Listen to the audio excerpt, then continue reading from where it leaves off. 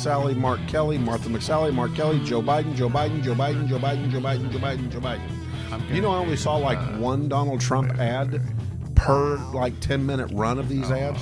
Transitions now. I believe it. I bet on one of my gaming commercials. I don't know why that was there. Are we live, Charles? Yeah. Or did you try so you can start sharing your stuff? Share live. We are live?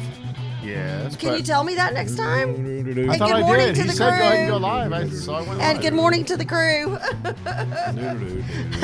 Coming on shortly, getting our show out. Kathy, we Okay, got I a am trend going and to- say getting our show on. Is that a Ooh, thing? that's trendy. We're getting our show on. And we're extra. And now See, extra, that's not what I did. my kids have told me that's way outdated. Well, I don't know. I think it's fighting back for us oldies but geezers. All right, it's we're always gonna fighting start back it. for me. Anything old So is for, new I again said for us. me. I didn't say you. I said us. Yeah. You ready to go, John? I am. Let's All try right, it. let me Anything. mute you for a sec. Anything. Live from VentureX Studios, it's JP, Kathy, and the crew. The crew.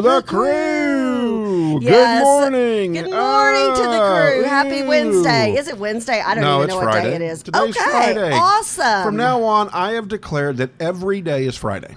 I would love that. And that way nobody can complain about the weekend not being here. I'd love.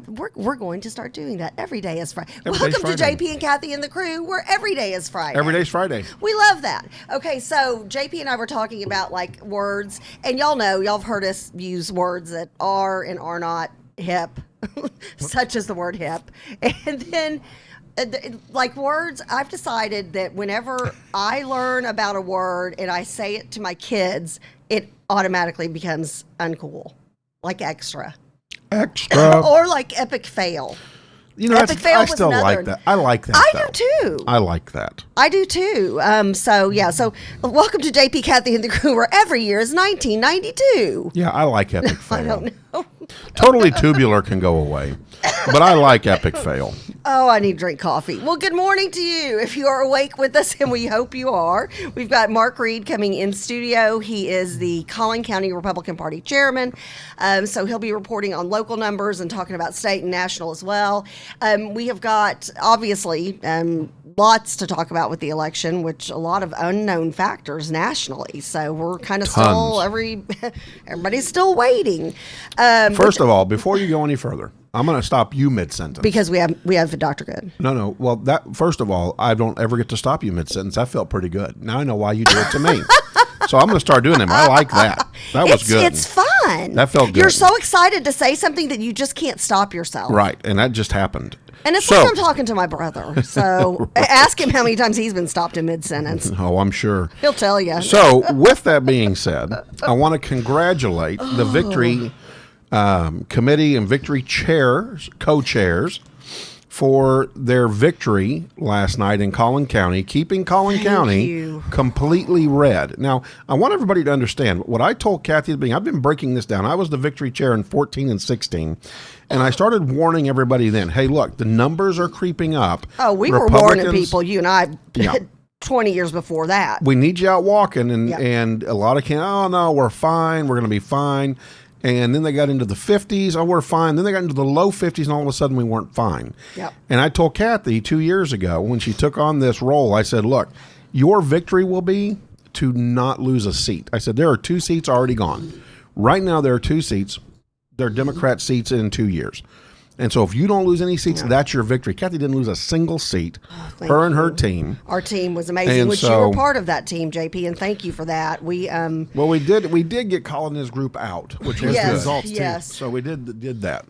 So perfect. Thank you for Oh, that. there you go. Yeah, and we'll be breaking this So, down. but I did want to say that before we got going. And JP, I truly appreciate that and all your encouragement over these last couple of years. And with COVID, it's just, and when Chairman Reid comes on, we'll be talking about all the different challenges we faced, and really, Collin County, we kept ourselves in a bubble, and I can't say that for the rest of necessarily the other counties. So Well, the other states as well. and the other Arizona, yeah, i.e. and I mean by that I mean not just our counties here in Texas, but counties across the nation. And it's hard work. It's shoe leather. It's just contacting people, communicating. So I think campaigns have kind of changed forever after this election cycle. I agree.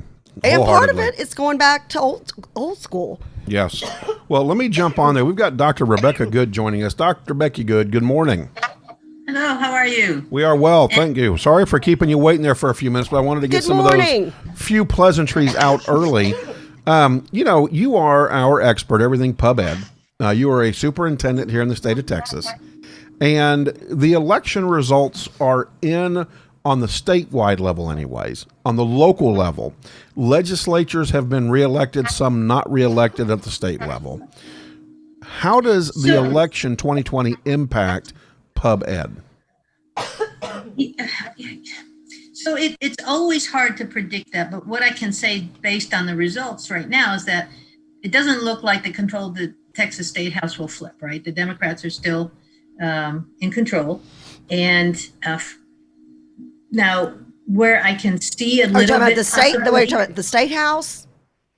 The Texas State House? Republicans are still in control, you meant. So it does not look like the control of the state house will flip, right? Right. Democrats needed 9 seats to take control, and it looks like the Democrats have one seat and 2 more close call, right? So Republicans will still have a 7-seat advantage. Where we see, as far as a change in pub ed, is that right now Republican Trent Ashby from Lufkin seems to be favored to be the speaker, right? Is that what you're hearing? That's one of the words out. There are a lot of words out right now. Lots of speculation. From our standpoint, he's been on the House Public Education Committee. And so, that's always a good thing when you actually have, it's like having a commissioner of education who's actually had some education. What a crazy concept. So it looks like if we get somebody like that in, we will have somebody who will not be as hard to convince, maybe, of not cutting funds for public education. So really our battle is still the same as far as the looming session with COVID having impacted the budget and so forth. From a charter standpoint, which is a little closer to home, there was a huge movement by the charter school organizations to back helpful incumbents, right? And out of the 13 helpful incumbents, 11 actually made it. And so the charter movement has become very sophisticated and has started having to, get funding and help fund. Now that's a special side of the charter movement. We're not allowed to do that, certainly, but there are friends of charters and they have been putting lots of money into helping incumbents win their race. So it looks like at least 11 out of the 13. And right now the other 2 are too close to call. Right. Well, and that's the thing with public education, and you know this, I mean, you've been down there, you've pounded the pavement in Austin forever. It is always a challenge for education to get what it needs. But I'm very anxious, and we've talked about this, and I know you're building your advocacy army through the Ask Dr. Be Good show, and we certainly count us in for being part of that and fighting with you. We've got COVID has come in, and I really think it's opened people's eyes, parents' eyes, to how important and what the teachers do and what the administration does and what the school staff does. I think there's a healthy understanding and respect where there was not before for people in the world of education. And so I think as a result of that, I think that you've got a better chance of advocating for what your needs are when you go down to Austin. I hope so. We've been together, off and on as far as trying to create interest in public education on the radio for years. And then it morphed into a bigger, a show, an actual show. Yes. And so, yes, I'm out there trying to build an advocacy army for public education, but it's still hard. And so, I can't say that for example, my show, even though it does have a nice amount of views, I feel like public education still is not getting the attention it deserves, even through COVID. It's gotten more.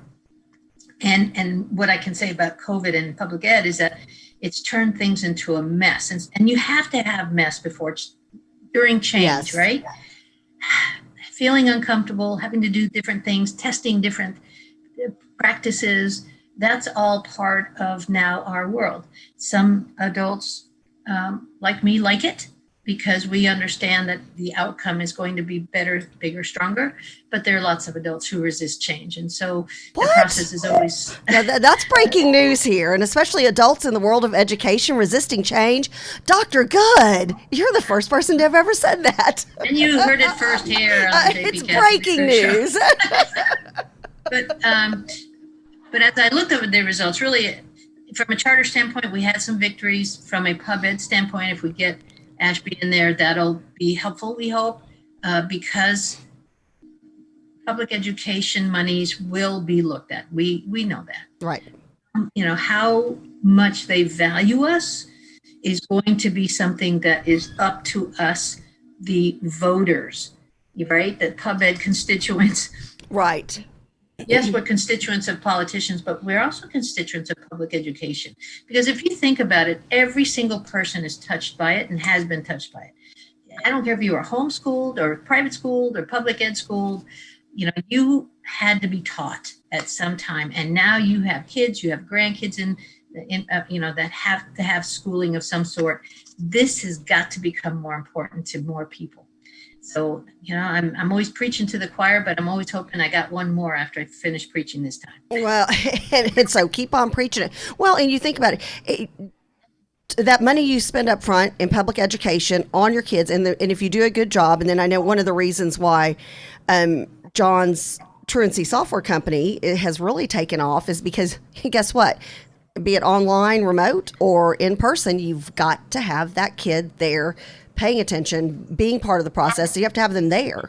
They have to be present. And so that's huge. But I think if that's an investment up front, that if you make it and you do it right, then you do not have kids who turn into a burden on the taxpayer. You don't have kids who end up in the streets. You don't have kids who end up stuck at $15 an hour and they're 55 and they can only afford a 1-bedroom apartment with 3 kids. So it's an investment in our economic future, and I know you talk about that a lot. Yeah, we hear a lot about the $15 an hour wage, right? Even if all of our graduates got to have $15 an hour instead of whatever it is now, that still is not a living wage, folks. Right. Not to keep cities and municipalities functioning at a high level, right? Especially as they continue to grow. And so we're trying to get workers out there who are making 5 and 6 figures, not, reaching, yay, finally $15 an hour for their work. Right. So any way you look at it, especially in the urban areas, we have got to make it our responsibility, even if you're not in poverty, even if you're not a person of color, even if you're not having social issues, it's still your responsibility to help us. Yes. It still is. If you want us to help you when you get old, you have to help us now. Exactly. And I know John's, we're going to say, Kathy, wrap it up. One more thing. Well, not wrap it up. It's my turn. Oh, well, real quick. You're Dr. Good Hog. You're a Dr. Good Hog. But I love talking this stuff with her. But, as far as educating kids, and we need to make sure we're doing it the right way, because I spoke with an election judge who had kids young adults who came through and they thought they had registered to vote either on Snapchat or Instagram just because they clicked on a link that said, hey, here's how you register to vote. So that we're missing the boat on educating folks. If you've got kids who come in and think they registered to vote with one click on Snapchat. Well, it is Texas state law that we must offer registration to our 18-year-olds in high school. Oh, and I didn't even know that. Huh. We need to, if you have parents of high schoolers, ask your high schoolers' parents, has your counselor talked to you about registering to vote? Huh. Yeah, there's just so much that the schools are responsible for that oftentimes doesn't happen. And of course, parents don't know to ask. And so this would have been a great, I wish I'd thought of it back earlier months ago to say that, but there's just so many things that we can help as school districts when they're functioning correctly to produce that high paying, high tax paying citizen down the road. And I should add tax paying voting citizen down the road, right? Exactly. That's what we want. But I think there's a victory there. Is this like, we've never had so many young people, we've never had so many people actually going out and voting this time? Right. So we've done something right there. So Dr. Good, as we get ready to roll around, we now have the table set for Texas legislature to go back into session. We're waiting on a speaker. We'll see what happens there. But really the table is set.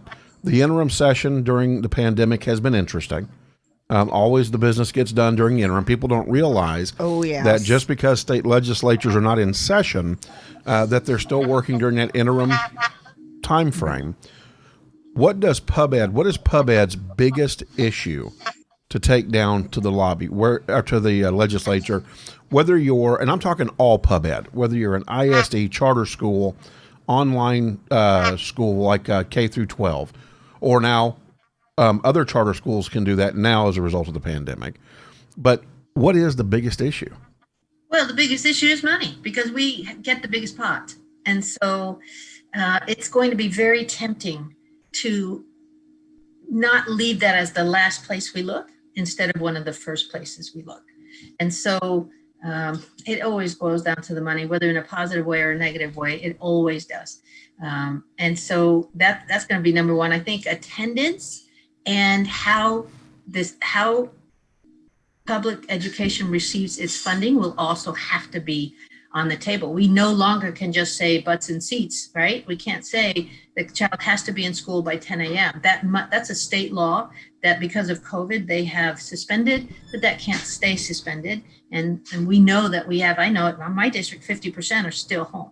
And so we have these interesting, intricate ways of counting them as present, but it's all needing to be legalized as far as a change in how schools are funded. So there's got to be already some drafts of laws, of bills around that change. Do you see anything going down to Austin to create, not a requirement, I guess, but maybe I'll just call it that, a requirement where if a student refuses to get online virtually, that a school can require them to come to the physical building? Because right now that doesn't exist. There's questions of liability. There's all kinds of things that are circling. But if a student just flat out refuses, I am not going online, but I'm not coming to the building either. Well, that's, from my standpoint, that's just truancy, period, right? And we do have some virtual laws because we do have virtual schools, right? There's K-12, and I think there's only one in Texas, right? Yeah, K-12. But they have their rules, laws that we're able to use for the time being. So I haven't heard whether that type of bill is being considered. I would possibly think that if they're going to think about a change in how kids are counted present, that may be part of it, that what happens when they're not present, right? So, right. Well, I just know that I've heard several ISDs. Their thing is, okay, look, you're not coming to school and you're now going to need to go face to face because you refuse to get online and do the synchronous education. So you need to cut that out, make your choice. We're making you come back. And it's like, if a parent really pushed back, you couldn't stop them. You couldn't make them go face to face. But I'm hearing that in the ISD world. Well, and again, I would think that the truancy laws that are already on the books, and you know better than me, but that they would kick in, and we'd have to fail the child, right? That consequences. Well, and yeah, I heard cases for Texas. Actually, we have two: Texas Connections and K through 12, unless they've merged. Because I used to hear truancy cases for both of them. And they would file regionally, and they had a regional educational support staff that was in each of the regions that would go represent that online virtual academy in court and at other like ARDs and things of that nature potentially. So yeah, I mean the laws are on the books, but I think schools are, again, it's just been very interesting, the approach to, well, we can't require them, but we're going to require them. Well, I think this COVID period has allowed us to sort of test out some practices that have been needed to do because we have unusual circumstances, right? Right. I don't know if any of those will ever end up in court or if a bill will be passed that, makes that clear. Again, COVID has made everything so fuzzy that we can predict and possibly, and this is something you and I might consider, talking to some legislators about us helping them draft some bills to clear that up. You know that? Right. Oh no, I agree. I'm already there with you. I think reach out to Senator Angela Paxton. She's right here in our backyard, and she knows both of y'all well. Sounds like that could be a bill that has her name written all over it. Well, and she's on the education committee, if I'm not Yes, she mistaken. is. Yes, she was only a is. teacher, Yeah, she was only an educator herself and gets it. Okay. So yeah, there's lots of opportunities. It's a neat time in education. Yes, it's fuzzy. But the outcomes can be so good for kids in the long run, and that's Right. what we have to not only keep our eye on, but actually be that 20% that does 80% of the work, like this. Amen. Absolutely. So true. So true. Well, Dr. Good, I cannot thank you enough for joining us and giving us that Yes, pub yes, ed yes. perspective. Right now, in these times, it is one of the top priorities in the state of Texas. It is, and we'll keep making sure it is. Very good. Oh, we have no doubt. Yeah. Thanks, All right, Dr. and so, Good. yeah, the show Sunday will be interesting. We're talking to an online special ed services online company, Ooh. and we've had them on before, but this was pre-COVID. So now I want to know. So what did you learn from COVID? What are you doing differently to give services like speech therapy, dyslexia services? What other things do we do? Speech therapy. I mean, imagine being at home and still being able to get your services in a high quality way.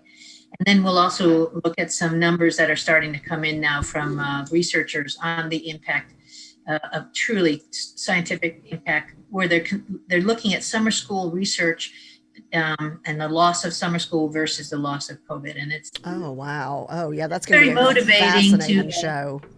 try to get kids those extra interventions and such that they all need. By the way, they will all need them. Well, and So anyway. really, every Sunday is an amazing topic in pub ed. Such a great show, And Dr. so Good. cannot thank you enough for providing that information and that service to everybody in the world. And they all need it. They do. And you even Amen. got a studio applause. Amen. We love you, Dr. Good. All right. Thanks. Thank you, Dr. Good. All right. And Kathy, truly, the funding mechanism for public Oh. education is going to be on the table. It has to be the number one conversation piece. Absolutely. I'm looking at numbers across the state. I've identified the top 186 Yep. poorest reporting attendance school districts in the state of Texas. Right. Schools have dropped down below 90% in attendance. Good night. We're talking millions of dollars are going to be lost by school districts because of attendance. You have to see. What blows my mind is that Why they're not that's hiring money. me everywhere? Yeah. That's what blows my mind. Project Truancy, brought to you by.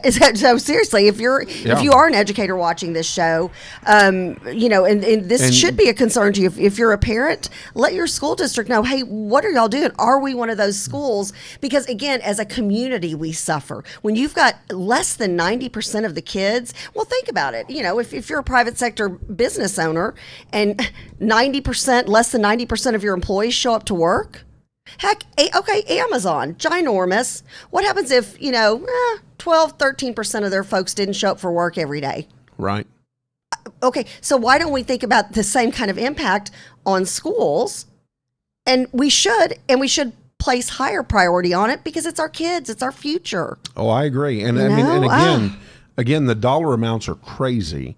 I know that Peyton Nixon Associates is having a great deal of success in Frisco ISD, at Legacy Preparatory Charter Academy, and Godly because ISD. they're getting the money they should. The kids are in school. They're having success. Well, we're getting butts back in the seats. Even with COVID. Well, virtually we're doing it even. Online. We're doing online truancy stuff. And I think there may and especially depending on I know we're getting ready to talk about the presidential race and the state of Texas and all that kind of good stuff. But depending on who your president is, it might be more important than ever to be able to figure out truancy online. Oh, yeah, absolutely.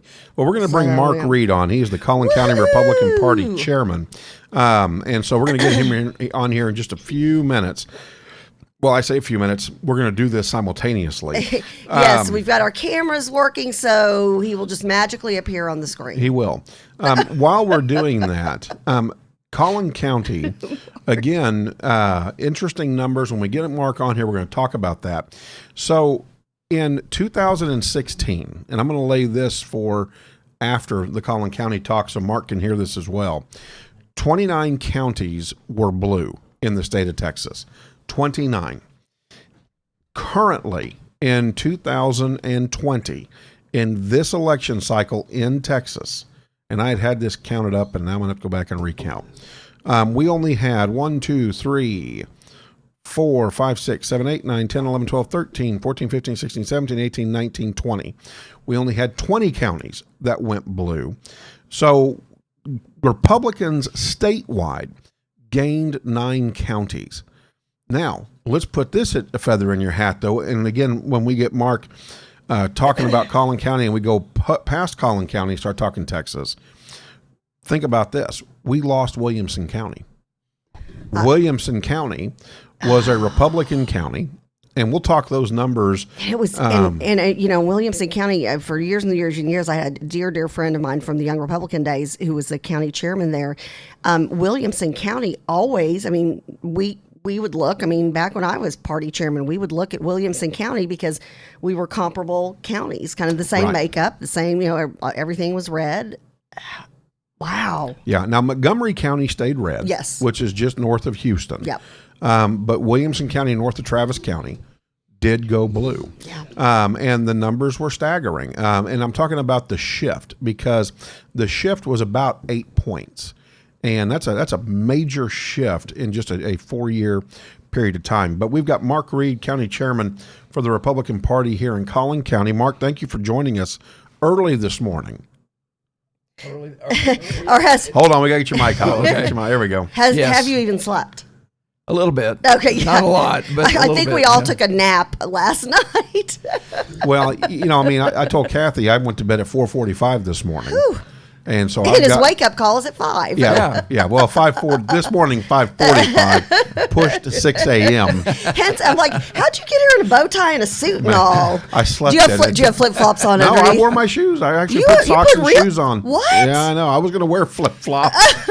And that's a big joke because JP will have a parka on and a scarf and gloves, but for the love of God, the man will be in flip-flops and he'll be out pumping gas. And I'm like, what are you doing? Yeah, I love flip-flops. So, Mark, first of all, hats off for assembling a team in Collin County that did not allow it was rearing its ugly head that Democrats were going to take a couple of seats in Collin County, and it didn't happen. And you assembled a team because without this team, you lose 2 seats. Yeah, it was a hard-fought battle, but we have a great group of volunteers. We've got Kathy, we've got you, we've got all the leadership, and we have literally hundreds and hundreds of volunteers that got out and knocked on doors, made phone calls, sent text messages, everything that we had to do to get the vote out in Collin County. So it's a team effort, and I just can't. I've got a list here, but it would take 30 minutes to read it all. But I do want you to mention some folks that stand out in your mind that are grassroots people that really did above and beyond, right? Sure. As Republicans, we expect fellow Republicans to get out, talk to your neighbors, make phone calls to your friends, send out dear friend cards. We expect that of you. Right. Because we need that to be able to maintain what we consider to be a godly Christian type lifestyle. Right. That's why we're the pro-life party. Yep. You know, that's why we keep churches open during pandemics, because we need God more than that, more than ever during a now. pandemic, right? Sure. Right. And so we expect that of our fellow Republicans. Who went above and beyond? Some of our grassroots people. Well, first I have to mention Brittany, our victory director. Yes. She I don't know how this young lady. She's a brilliant young lady anyway. I don't know how many hours she's put in, but she worked her tail off. Really did a great job. Yeah, she was our political director and, paid staff. But boy, at the end of the day, she put in hours for free. And we're talking You didn't pay her enough. No, Didn't oh pay my her goodness, enough. no, Didn't pay her no. enough. I mean, we're talking 7 days a week. I've never seen again, she just kept a fine oiled machine churning. Yeah, she did. So bravo, we love you, Brittany. Yeah, and then we have people like Patrick and Rich, who helped. Fred Nazary is a longtime fixture. we all love in Fred. the Collin County GOP for getting out signs. But Rich and Patrick came in, and we organized the signs for the polling locations. Now we had, I'm drawing a blank on the number of early voting. 40. Yeah, 40 something, and then over 100, 103. 102. Would you like to know your 103. early voting numbers? I got those for you. Well, how many I'm polling just- places did we yeah. have? 40. Oh, polling places. Now, I don't have that 40 number something, down. 40 something. But I've got the number of people that voted in early voting. Yeah. Well, Rich and Patrick and others organized, bundled, and distributed over 4,900 signs to all these polling locations. Massive effort. Rosemary oh my goodness, is our volunteer coordinator. She took this. She's got plenty to do anyway, and she took this on top of it. She did. And helped coordinate that. Dave Stoner my is our goodness. vice chair of data, and he worked with Rosemary using our volunteer management software Yep. to organize all of that. And I could go on and on. Allison Oh, came my in goodness. and volunteered in headquarters. because people were educated every single new Yeah. person that it was not straight party ticket, and educated people to know who their state rep was. Right. Most people walked in, the majority of, because we have so many new people who helped, and she had the speech down, and it was great. And she would take them to a map and be like, "Well, I'm going to show Yeah. you who She'd your help rep them find is." it. It was great. It was great. And a lot of the people that came in to get a Trump sign or Trump bumper sticker. And they left or fully something. educated. And they left educated. They knew who their state rep was. They knew who their senator was. They probably knew who their county commissioner was. They all the way down the ballot. Yeah. So she did a great job. We've got to keep that up. Yeah. Brian Fletcher, whose wife Susan won her yes. commissioner Yeah. seat. Brian just stepped up. Obviously, he's going to help his wife's race, but he was such a team player, and that's the thing. We had so many people, and again, we just.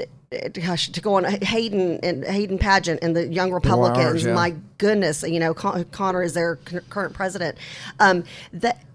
Everybody came together, and it was such an effort. And and in the 30 plus years I've been doing this, and JP's been doing this, I've never seen such a team effort between the party grassroots, victory leadership, victory staff, and that also coordinates with the state and the national level, and then our candidates, our elected officials, new volunteers who have been around a bajillion times. Everybody came together. I mean, each time I left headquarters, I was choked up because I just thought, my gosh, we've got this team, and I just kept thinking, with this team, we can't lose, and we didn't. You're right. We didn't. It was close. Oh, yeah. It was a nail biter. We held on. Well, and and here's the thing. Just off the top of your heads, both of you, this is a quiz, right? Here's a quiz for you. Oh no, I didn't study. Yeah, you don't have to. I'm going to just get you. It's a pop. What? How many votes did you grow the Republican majority in this general election over 2016, you think? I haven't looked at the numbers yet at all, so I couldn't even. I haven't looked at the numbers either. So But just take a guess, just a gander. 100,000. Okay? Just a gander. And I would say maybe even 250,000. I don't know. So there were 200,000 Republicans that voted in the general election, right? That rolled Right. for the president, rolled for the party down the ballot. Which it was not straight party ticket either. And No. that was another. It was like we had a campaign within a campaign within a campaign. We grew 50,000 more voters out of it, good. which is way good. Yeah. When you consider what's been moving into the area. Yes. I mean, look at Toyota. Toyota comes into the area, has an immediate impact on percentages on where the Democratic Party grows. Well, yeah, we had businesses that were, stationed in places like New York and or California, and they came in. But what's interesting is the people, when we went to register them to vote, and that was another great, tremendous effort on the volunteers and on Victory and on the party, we were able to educate people and let them know, hey, this is why you want to keep Collin County red. This is why you want your state reps and your constables and your sheriff, and this is why you want your county commissioners, and this is why you want your district judges, county court of law judge, which that your was judiciary, and that and we want to talk about that was a whole nother effort that we made that was unique this time to Victory and to the party, and that is we made a real big push for our judicial candidates, who all of them but one were already elected. Right. And let me tell you, everybody came together on that. And I know as a result of it, we had Democrats, they told us at the polls that they crossed over because of what a good job our judges do. And so that sends a message to, if somebody wants to run next time, you know what? We were outspent in a lot of ways in those races. And it didn't matter. Yeah, and that's the challenge that we face going forward. The demographics of the county are changing because of the influx of people from around the country. We've had over 100,000 people move to Collin County in the last 4 years. Yeah. So they're coming from liberal areas of the country. They come here because it's a great business environment. Yes. The businesses come here because of low taxes and great, state income tax and great quality of life.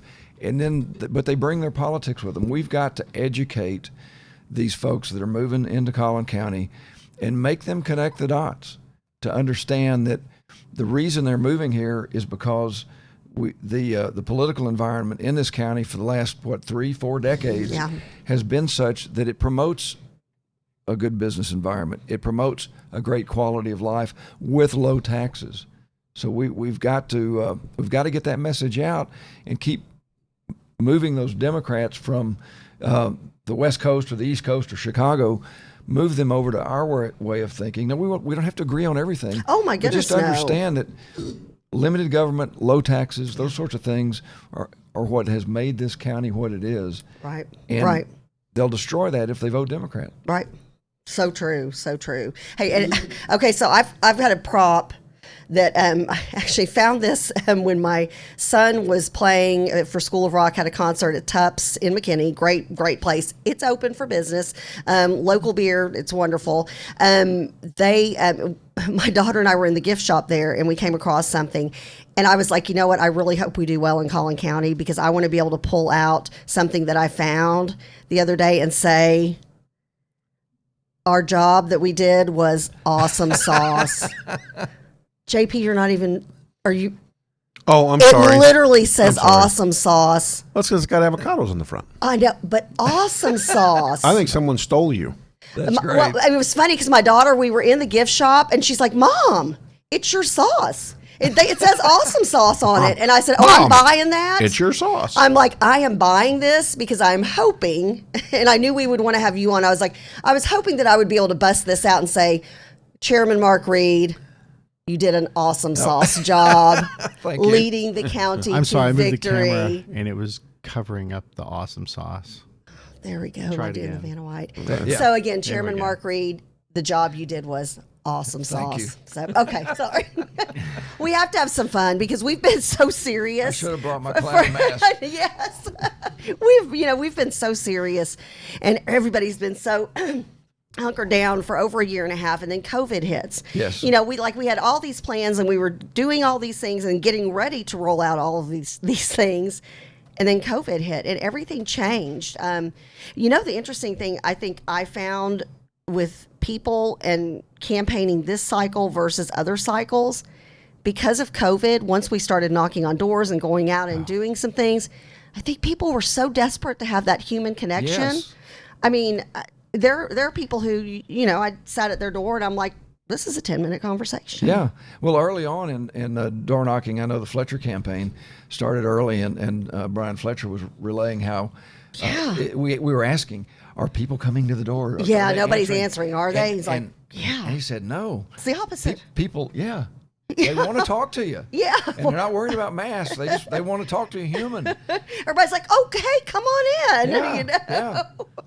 So Oh, it's been a weird world in 2020. yeah. I mean, you never. I mean, and we've been doing this a long time, all of us.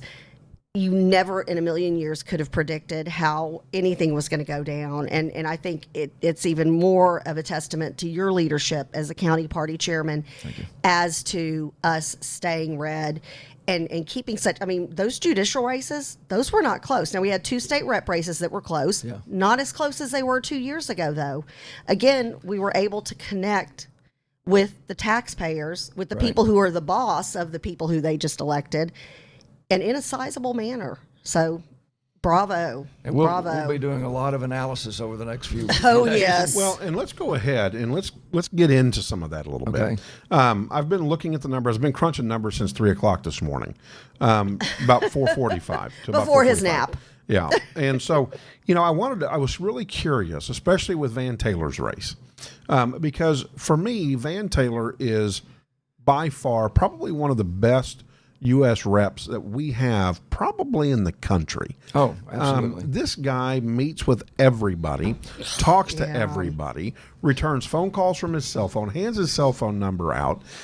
His staff is well-trained, well-versed, and really represents everybody. In fact, even the Libby Lib Dallas Morning News says that he's Mr. Bipartisan, that he tries to find solutions. That's a direct quote. That is a direct from quote. the Dallas Morning News. I mean, That is correct. that's a really big deal. So here's my gig on this, right?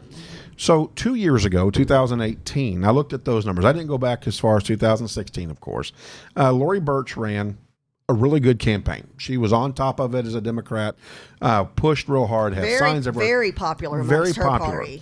party. Garnered 44% of the vote. Okay, and I'm going to stay with percentages. We're not going to get lost in the weeds of the actual vote numbers.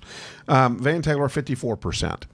This cycle, this is how well he ran and how well Collin County ran. And I'm talking about you, Kathy, Angela, everybody involved. In this year's election results, Van Taylor picks up 55% of the vote, and the Democrat 42% of the vote. So the Democrat dropped 3 or 4 percentage points, while Van Taylor picked up a percentage point. And that goes also to the quality of the candidate. Oh, absolutely. As well. Absolutely. He's one of the smartest guys in any room he walks into. But he's so humble, he doesn't let you know that. Totally humble. Yeah. He really cares. Yep. And he has when he was in the House and the Senate in the state, he had the most, and he may still be that way as a congressman. He had the most conservative voting record in the body. He's going to still have that, and he still has that. But he can still reach out to people that have differing views. Right. He will talk to them. He'll respect them. He'll debate the issues with them, and then he'll go vote the values of his base that put him into office. Right. So number-wise, he grew by 60,000 votes. Okay. The Democrat only grew by 24,000 votes. Again, quality of candidate. Yes. Well, and JP, think about it. And what the victory did in 2020. Well, and thank you for that. But let's think about this. Biden did well in Collin County. I mean, now he did not win. He did a lot better than I thought he would. But did better than I thought he would. And then you have Senator Cornyn, who did very well in Collin County. Yeah. And so Van's race, Congressman Taylor's race, was the next one on the ballot. And if you think about it, it is a testament to how much he's reached out to we the people. Republicans, Democrats, Independents, Green, doesn't matter.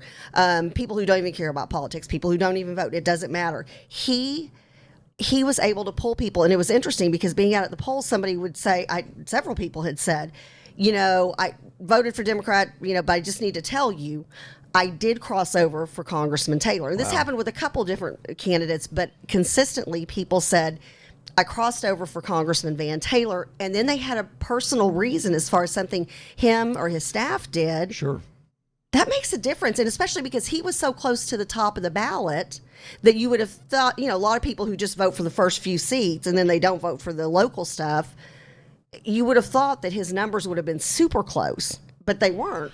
They weren't. So here's let's talk. So first of all, Congressman Van Taylor, a great candidate for the party to get behind, stay behind, to make Yes. sure we keep that Absolutely. seat. Absolutely. Number one. And again, grew his votes by 60,000, while the Democrat only grew it by like 20,000, right?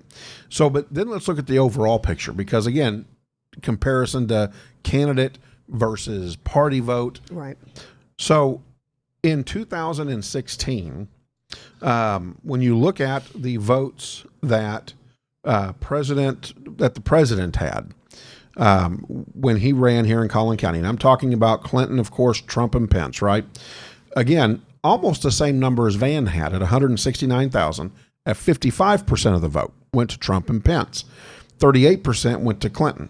Okay, about 117,000. These are the true numbers. These are the numbers that are going to show us what the growth is in Collin County for Democrats. Okay, Right. This is what's scary, and this is why we have to keep fighting hard like we did now. They grew by 104,000 votes. Joe Biden picked up 227,000 votes and picked up the percentage from 38% to 46%. And then if for president, we picked up about 90,000. Well, I say that I lied, 80,000 votes, but only 51.38%. Yeah. It's not that we didn't go out and get our people out to vote and that we didn't grow our vote, but the number of Democrats that have moved in here It have is what grown it is. exponentially. Right. And you have to pay attention. Yeah, You right. have to pay attention to that as a local party. If you don't, you are dead in the water. Yes, and it's amazing to me because the difference in energy was astounding. yeah.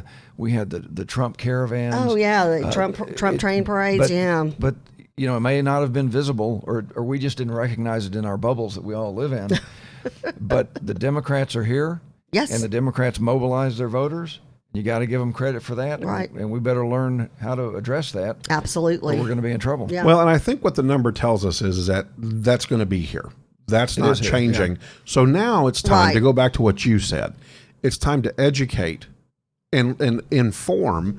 You moved away from these areas to here because of economic prosperity. Right. That economic prosperity, and Van Taylor is real good to remind everybody of this. yes. Didn't Yes. just come in the last 5 years.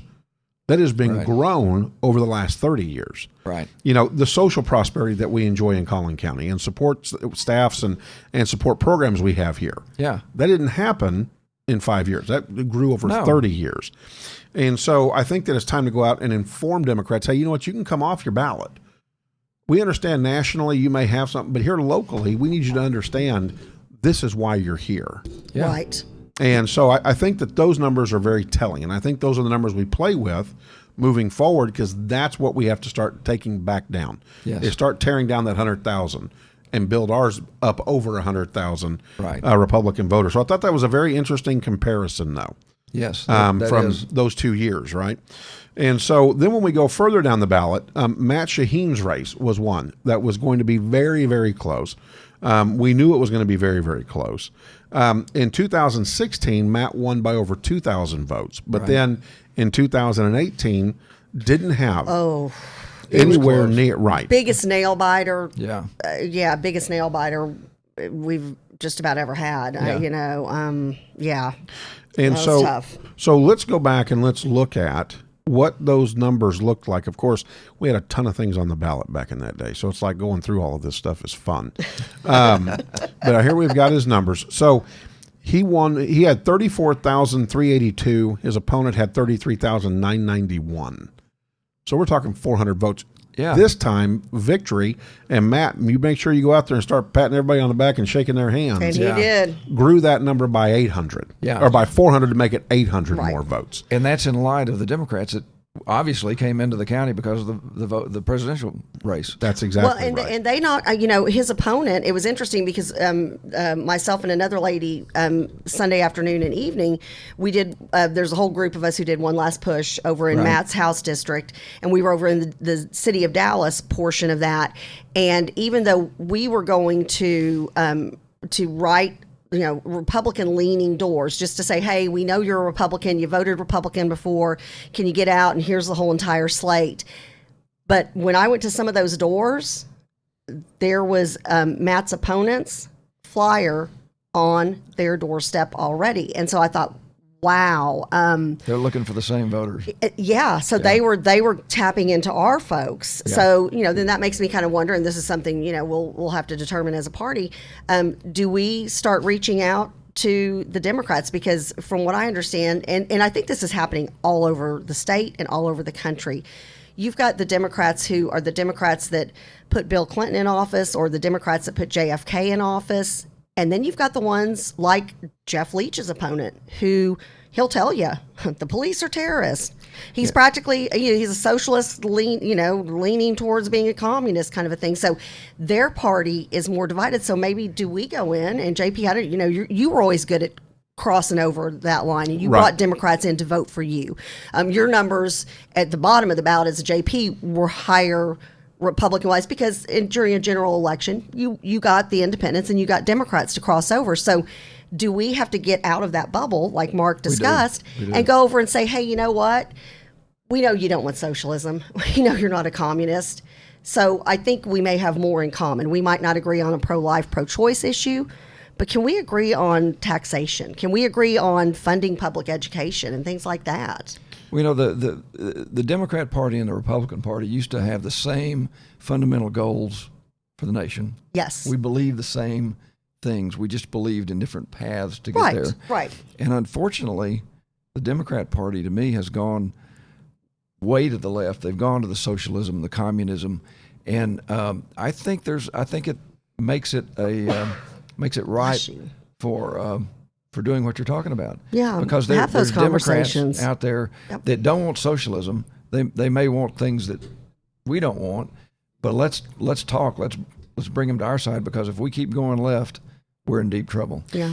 Well, and when we go, let's get back. I mean, Matt's race is an indicative race, because that's where our battle zones are at in Collin County right now. Right. District 66 and District 67. Yes. Here's what's interesting. Matt's vote total went up, but his percentage did not. Right. If you'll notice, neither of them got over 50%. Matt won by plurality at 49%, and he grew actually by like 900 votes is what he grew by. He grew by 500, but won by 900. And what's interesting is both of their vote totals went up, but he was able to separate a little bit more, and the Democrat got 48%. What's interesting is the Libertarian picked up 1.5 percentage points. And that's who, if the Republicans don't go and talk to those folks and say, hey, we know you're going to have your part, you're going to do this, but on this particular, during these November elections when it's really crucial, can we all come together and agree on certain candidates so we don't have socialism taking over and turn into a Venezuela? Yeah. Well, and that's it. You've just identified what we need to call our independents, which is the Libertarians. And we need to go out there and say, hey, we appeal more to you than Democrats do. And we want to make sure we are able to continue to have the lifestyle that we want here in Collin County, that we've come to love and enjoy. And if you vote Dem if you vote Libertarian, so vote for a Democrat at this point. It really is. And we have Libertarians working in the party. And so they get it. And we had them. We need to reach out to the other ones. We had them this cycle. And again, it's one of those things, then you want to have that big tent where you welcome, people, because again, at the end of the day, if you make yourself such a small microcosm, I mean, there are people who within the Republican Party who we look at the platform and, I agree on 90% of this, you agree on 90% of that, our 10% that we differ on may be different 10%. I'm still going to go out there and work with you. You're still part of my team, We're going to agree a lot more with each other than we are with anything with anything that looks like socialist. Yeah. We've got Fred Nortz on our feed, and he said, I moved here to get away from the left. If this state becomes that, I've got to move again, LOL. But where do you move? First of all, where do you go? But I think you do have a lot of people out there who feel that way, and then it's the party. We've got to get out of just and we did that this cycle, and it showed in the results.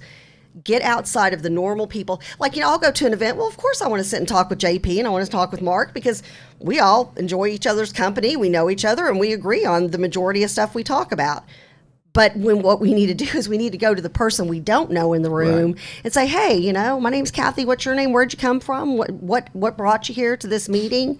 And we've got to push ourselves out of our comfort zone, which we did, but we've got to do it even more. So, and again, your indicator, right? Here's our indicator. These are our independents, more or less.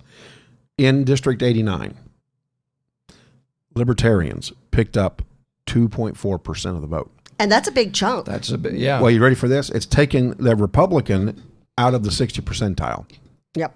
And- And if we don't look at that, then you've even got where you think that's a safe seat.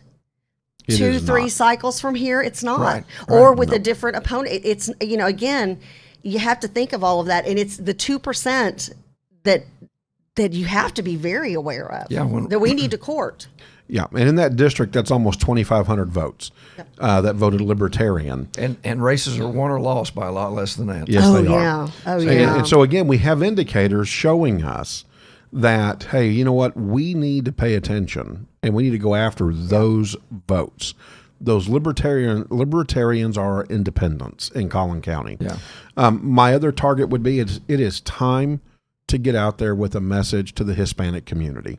Yes. There are several Hispanic churches in Plano, Allen, McKinney, Prosper, Frisco. The Hispanic churches have started popping up all over Collin County.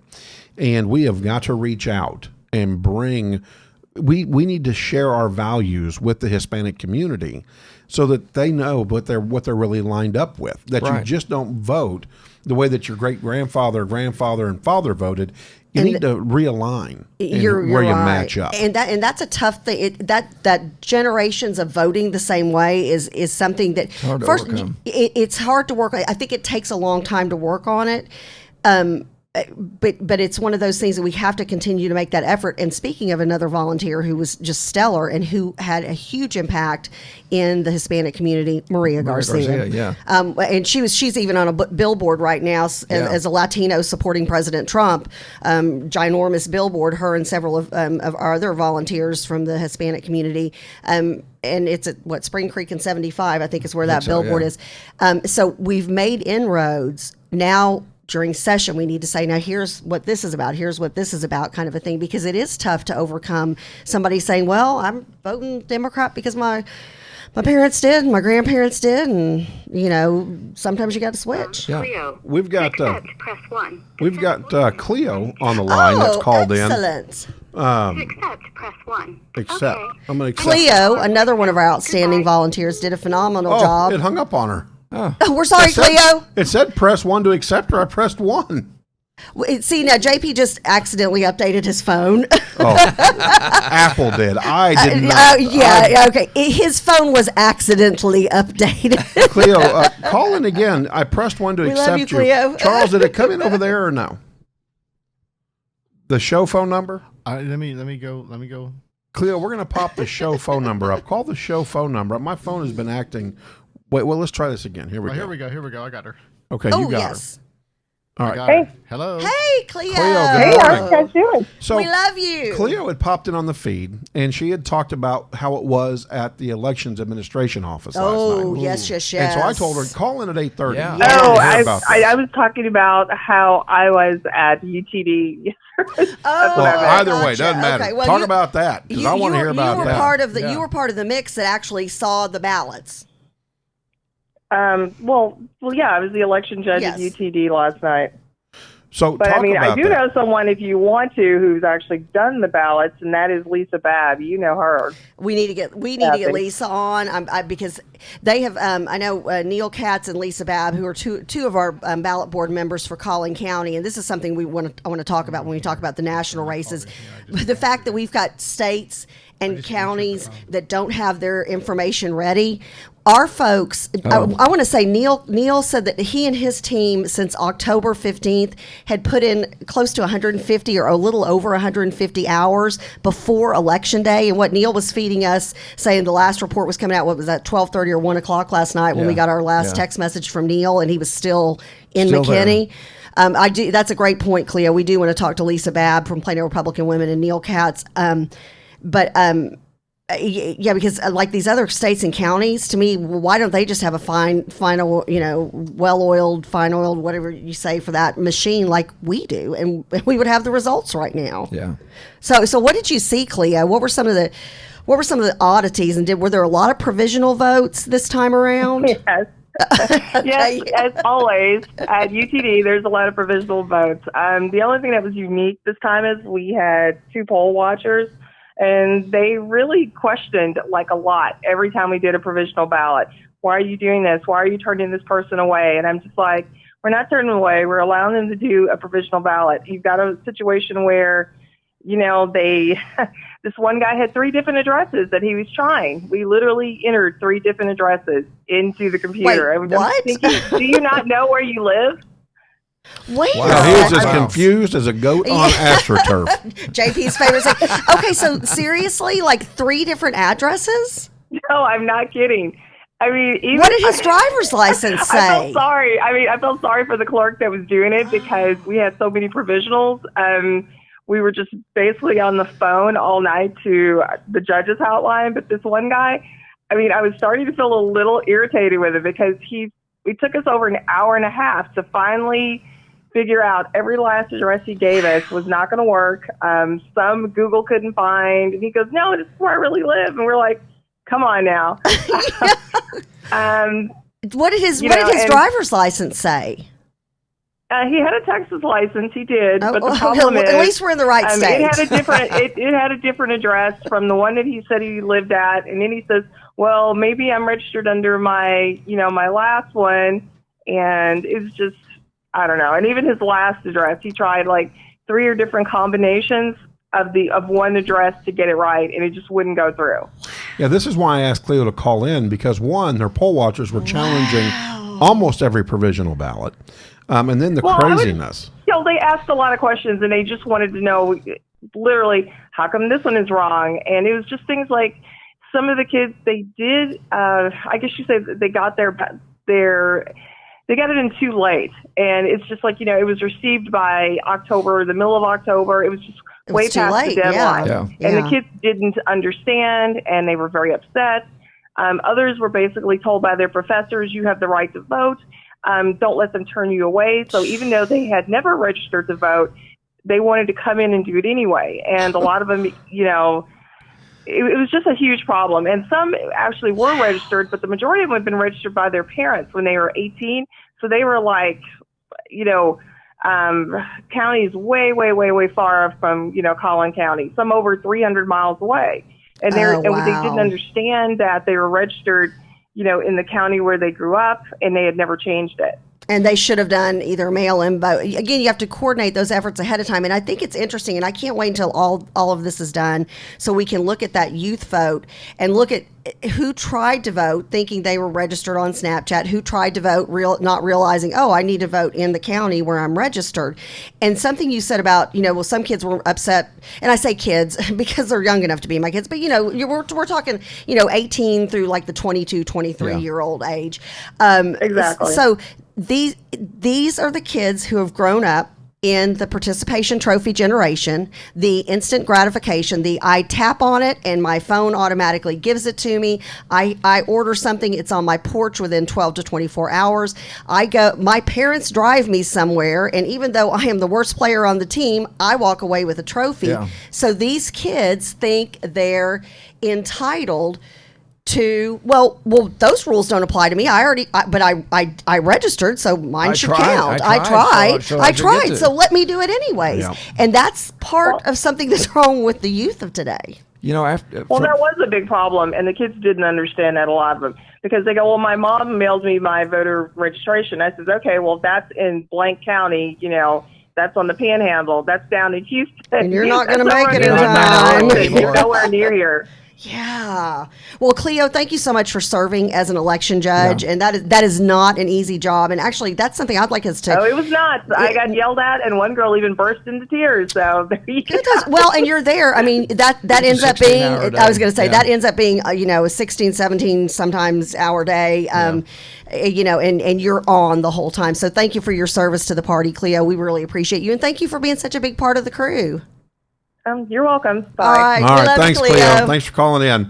So, Mark, I'll tell you, overall, work is cut out for us, and we've got a roadmap. Yep. Interestingly enough, 2016, 56% of the people in Collin County voted.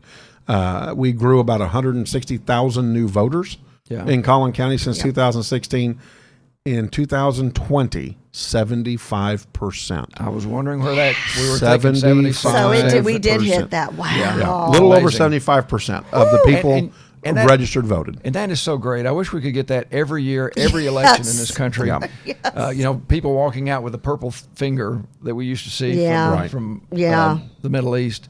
So, yeah, it's a great that privilege to people- vote. Yeah. Well, 100 years ago, I couldn't have voted. Chambriel couldn't have voted. You know, Cleo couldn't have served You as an darn election women. judge. Oh God, we came in 100 years ago and we just 100 years mixed it ago. all up. You darn women. But that's something we've got to remember. Not suffrage people. I know, you suffragettes. Well, but that's the thing. It's it's such an honor as an American to be able to cast your vote. You're right. It should always be 70. We shouldn't be like, wow, 75%. And we should be like, oh, okay, why wasn't it 85? Yeah. Yeah. Exactly. Well, we're going to kick this over now to the national scene and look at the counties, or the states by counties. Chairman Reid, thank you so much for joining us this Bravo, morning. bravo, well Mr. done. Chairman. Thanks for coming in this morning. And look forward to another recap, truly, probably next Wednesday, if we have a president. Yeah. I don't know if Well, we'll we have a current president. Well, but I if mean, we have a an decision. elected, right. So we'll wait. Maybe decision 2021. Let's hope not. Well, exactly. Let's hope Oh, not. JP, come on, But man. thank you so much. We're going to bring on here in just a moment. Thanks, we're going to bring Keenan on here in just a minute and talk to him and get a reflection from the Trump campaign and what's going on nationally, what's happening in Wisconsin, what's happening in Georgia, what's happening in Michigan North and Carolina. Pennsylvania, and talk about those numbers, what those numbers look like, and kind of a reaction on how Texas went as well. So we're going to do that here in just a second. As we get ready to do that, I want to make mention again, in Texas, 29 counties voted Democrat in 2016. Okay. In That was when tw- Hillary was on the ballot. Correct. In 2020, 9 counties turned red in Texas. 9 counties. And I don't know if Chuck, if you can bring that up here, or it may already be up there. It is already up there. And I'm going to have Chuck move. There we go. If you'll look at the blue counties on the back of the board, I don't know if you can see that or not, but one of the things that you're looking at is the border. El Paso. No surprise there. El Paso went to Joe Biden. Right. Blanca County, Webb County.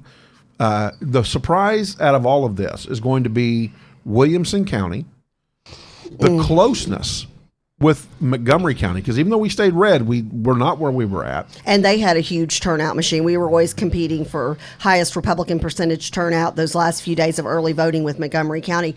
They worked their tail ends off. Yes. Yeah. And then Hayes County turned blue, which is just south of Austin. Right. So everywhere that's contiguous to Austin Yes. is feeling that bleed over. Absolutely. Yeah. Another surprise was Fort Bend County. All of the locally elected officials in Fort Bend County were Republican, and I didn't even see their results last night. they went blue. Oh, so are all their local Fort folks? Bend, no, but their county. But they voted Biden. They voted Biden and turned that county blue. Wow, interesting. And so it's interesting the dynamics and what's happening. I want to welcome Keenan Williams with us this morning. He has been trumping all over the state of Texas.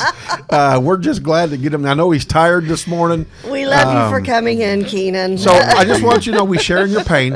I didn't go to bed till 4:45 this morning. We're all very sleepy. So You feel the pain. I feel your pain. I saw Keenan last night at the Collin County watch party, and he's out and he's there giving out his Trump T-shirt, and everybody Keenan walks in, and the C's part, and everybody's like Keenan. We do. We love you, and you get a great reaction everywhere you go because you've got a story to tell, and you are such a positive impact here on our party and in our communities.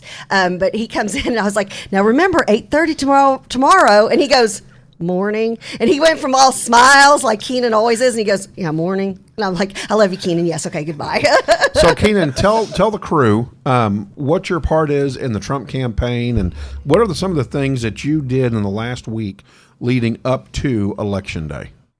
I am the strategic director for the Trump campaign. So what I do is act as a surrogate, travel and speak, talk about the Republican Party, presidential policies. I have the hiccups this morning. No worries. You want? We'll get would you you like some some water. water? I tried that. Oh, okay. In a few minutes, it may go Can you away grab here. me another cup of coffee, please, Bree? Thank you, sweetie. And let's get Keenan a glass of water, what I need. regardless. It's just hard to scare me. Scare you.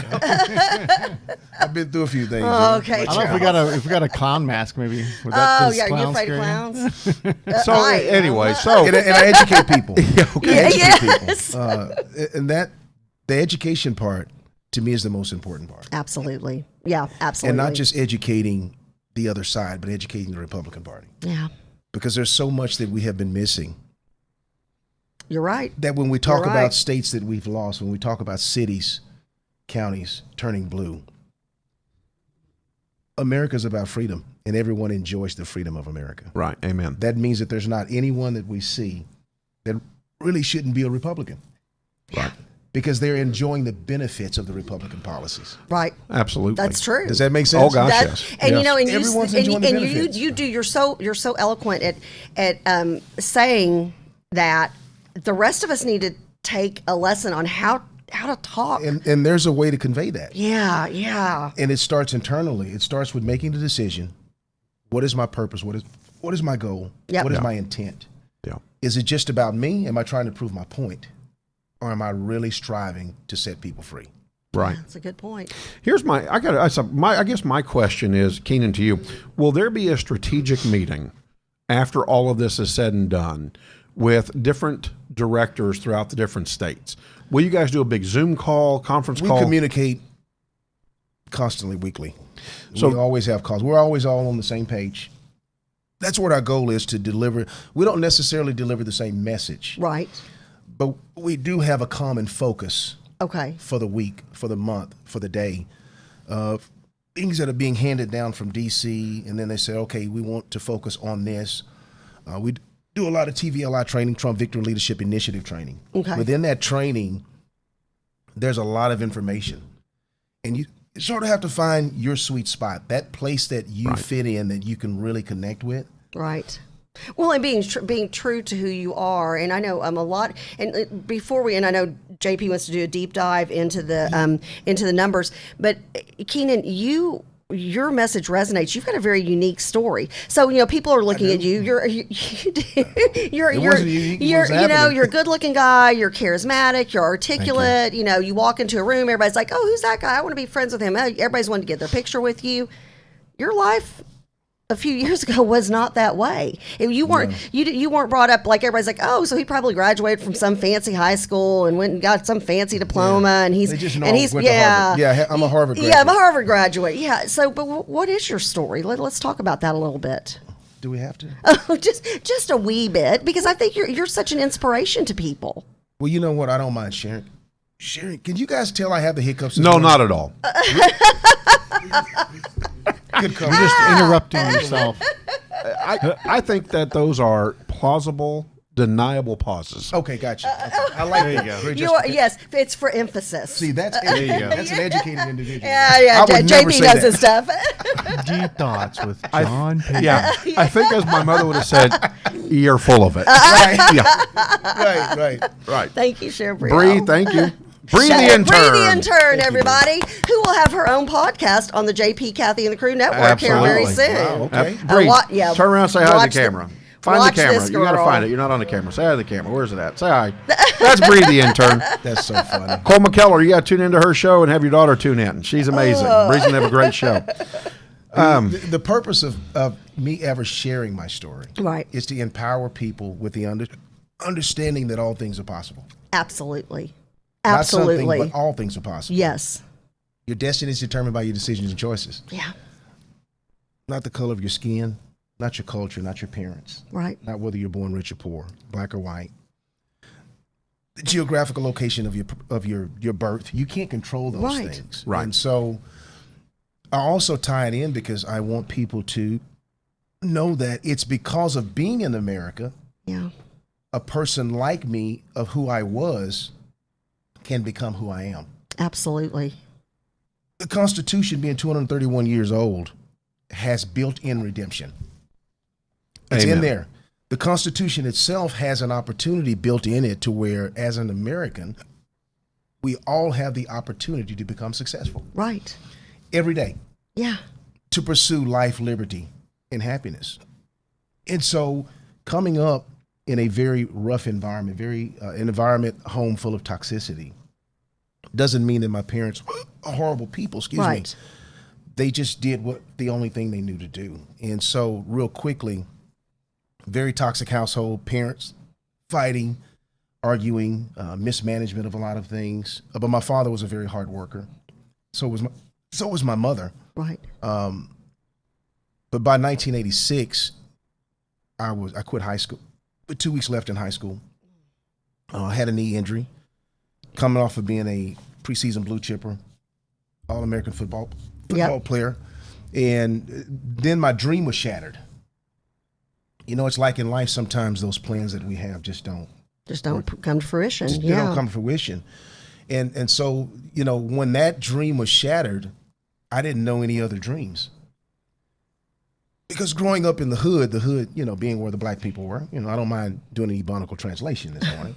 You don't have to. I grew up in the hood, too. Okay, gotcha. Okay, my best friends, this is no understand. joke. I grew up in Fresno, California, in Calwa. Okay, gotcha. And so my best friends were Gay and JJ. I got you. All right, you got the names, street names. Huh? Oh, gosh, yes. And I was still JP, though.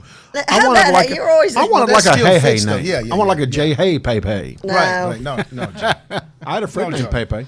Did you really? Yeah. I believe they're Fresno. I believe you had. Yes, we did. Yes. Well, you kind of There's some started Pepes it. up there. Yeah. It was Judge John Payton, so you could have been JJ. JJP. Anyway, That was Sorry, Sorry. Keenan. horrible.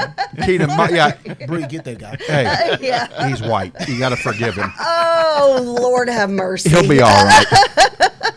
We're bringing him along. Gotcha. He'll be all right. Didn't mean I'm to learning. distract I'm you, learning. but you know. No, you're fine. But I get you though. So think about this. In the hood, the way you saw coming out of being success was being an athlete or an entertainer. Right. Yeah. There were no heroes that were senators. We didn't know about congressmen, presidents, governors, businessmen. The neighborhood got a hero called Superman. The hood got a hero called Superfly. Yeah. Right. That's true. Liberal Hollywood has always played a big part of intimidation, manipulation, lies, and deception. So when football is over, my hero became gang members because in where I was from, there's gangs, there's drugs, there's alcohol.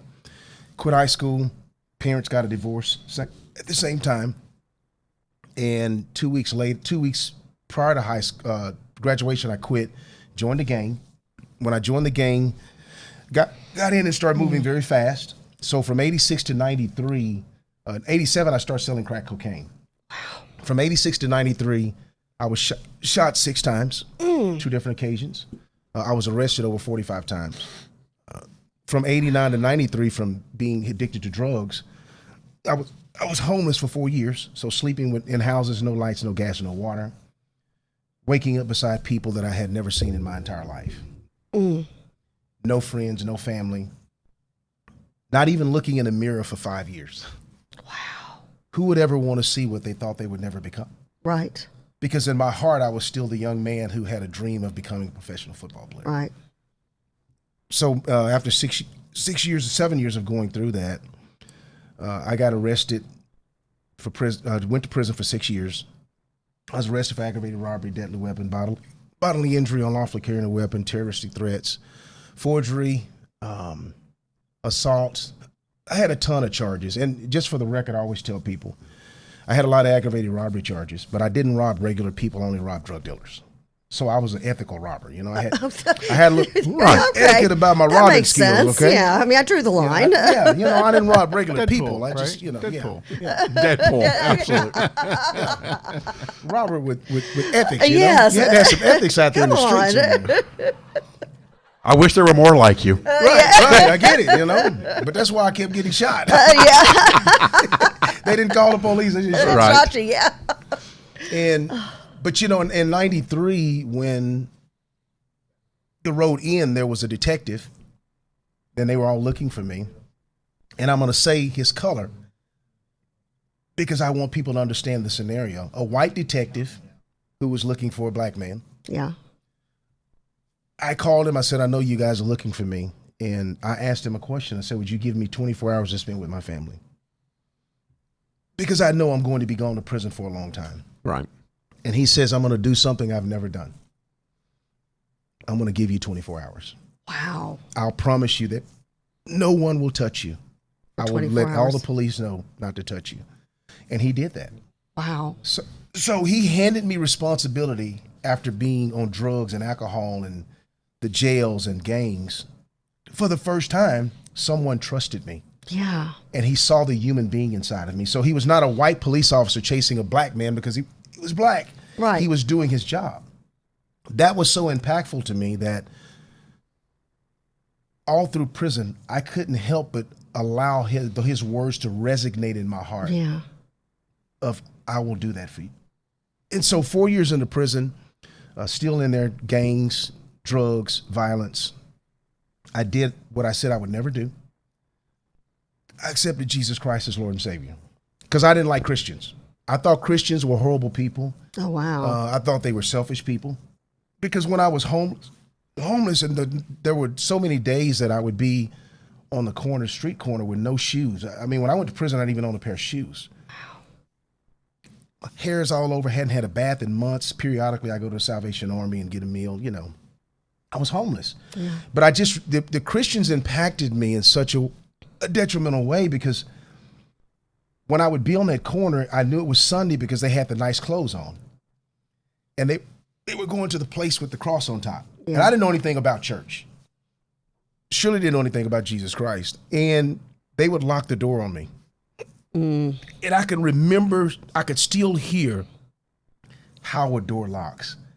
I almost knew what the Chevy sounded like, the Buick sounded like, the Chrysler sounded. I knew what that lock sounded like. And the ones that did it out of fear, I could understand that. They didn't hurt me. It was the ones that did it and looked at me as though I were trash. Right. And I was a horrible person and I didn't belong on earth. But in jail, inferior. That was horrible. But then in jail, you came to know Christ. Well, I did, and it was so strange because I was in a cell by myself on lockdown. Oh, wow. Okay. After a riot, and, I knew guys would come in, Mike Barber Ministries, Bill Glass Ministry, talking about Jesus, and, of course, I was so angry about that. I was mad at God, And this particular night, I talked to God for a long time. I don't even know how long it was. Just by yourself? Just me and him. Just you. I Yeah. wanted to know why he would allow this to happen to me. Because I wanted to be successful like everyone else did. I never thought I would be in prison and drugs and homeless. Long story short, the next night I talked to him and I said, if I have to go with Jesus to be a certain way and to become who you've called me to be, and I don't remember the words, I said, I'm okay with that. And I got saved, baptized, filled with the Holy Spirit. Wow. Running around a cell, speaking in tongues and on fire, and I had never read a Bible in my life. And all I know is something had apprehended me to the point of where I couldn't control what was going on inside of me. And I remember when it happened, goosebumps, and I just started. It gives me goosebumps just hearing this. And I know that doesn't happen for everyone, but I realized later on that because my sin was so deep, God's power had to get deep inside of me. Paul had to be knocked off the horse and blinded. Yeah. And at that point, for the next 2 years, getting in the Bible and reading and understanding Romans 12:2, be not conformed and be transformed by the renewing of your mind. And I would read scriptures that said, let this mind be in you. And I would read things that says all things are possible through Christ. And I was a new creature created. And I started believing those things. And Paul said, this one thing I do is I forget those things that are behind and I press forward towards the mark of the prize. And I started realizing that I couldn't control my history. But at that point, I decided to write my future. So for the next 2 years, I read 248 books. Wow. I wrote the warden 150 letters for 6 months to get back in school. They didn't let gang members in school. And I wrote him 150 letters, and one day I saw him walking across, and the warden in prison because he wears a big hat. Cowboy hat, biggest cowboy hat in history. Eclipse type hat. Stops the sun. If it rains, everybody can just get under that hat, right? And I started going around guys to get to him, and I finally get close. His name is Warden Jones. And I just trained him a little over a year ago in Galveston. He was in one of my conferences. Right. But anyway, So I go around him and I finally get close and I yell, Jordan Jones, and he turns around and all of the guards turn around because he's like the president in prison. Right. And he says, Williams, I know who you are. If you don't write me any more letters, I'll let you in school. I said, yes, sir. That's all I want. Love it. Because I understood that education would be one of the keys to my success. Right. I didn't want to be the average Christian that just got saved. Yeah. I wanted a transformation. I wanted to be like the Paul or the Moses who Moses could write so much of the Old Testament because he was educated. Right. Paul could write most of the New Testament because he was educated. I didn't want to be like Peter and just get off of a boat and walk on the water. He only wrote 2 books and he didn't even write those. Mark wrote those for him because he was uneducated. Right. So I said, God, I want to be able to really impact people, and education became the key to my success in there. I learned about preparation, and Abraham Lincoln said if I had 6 hours to chop down a tree, I spend the first 4 hours sharpening my axe. Oh, yeah. So preparation became the key to my success in prison. I didn't wait until I came out. Success is where you are. It's not where you're going. Yeah. Success is not a place. It is the journey of what God shows you. So things started happening for me. I learned the law of honor, the law of subtraction. I began to understand the power of suggesting to myself that I could become successful. Right. And then I had the craziest dream after reading about Joseph, who once was in the prison and went to the palace. And it said Joseph went from the prison to the palace. And I said, God, if he can go from the prison to the palace, I can go from the prison to the White House. In 1996. And I told all the guys that I was going to the White House. And they laughed at me. Because my circumstances was not conducive to me going to the White House. But they're not laughing anymore. No, they're not. I mean, look at you. You are one of the just handful of people who are a surrogate speaker for the President of the United States of America. But there are lots of us out there. Yeah. Everywhere. Everyone has a story. But you're able to go out on behalf of the President of the United States. That's an amazing accomplishment and honor. That is an honor. And yeah. Just that didn't happen overnight. No. That's been 24 years in the making. Right. Learning the law of honor, respect, right. Becoming best friends with the detective who sent me to prison in 2001 when I thanked him for what he did in my life. Wow. I was out of prison 2 years. I went and thanked him. He hugs me. He cries. He tells me he loves me. He was writing his resignation in 2001. He just retired in 2017. Oh, wow. He's in my book. We've spoken in churches together. Yeah. You know, that has led me to train other police officers in different cities. It's led me to train parole officers, probation officers. I've trained wardens down in Galveston at a conference. My old warden was in my last conference that I did in Galveston. Wow. And all he could do was just hug me and cry. Yeah. And he said, I'm sorry. I said, what are you sorry about? There's nothing to be sorry. You had a job to do. You still have a job to do. But the goal is stop seeing people for who they are. Because if you see a man for who he is, he becomes worse. But if you see him for who he could be, he might become what he should be. Yeah.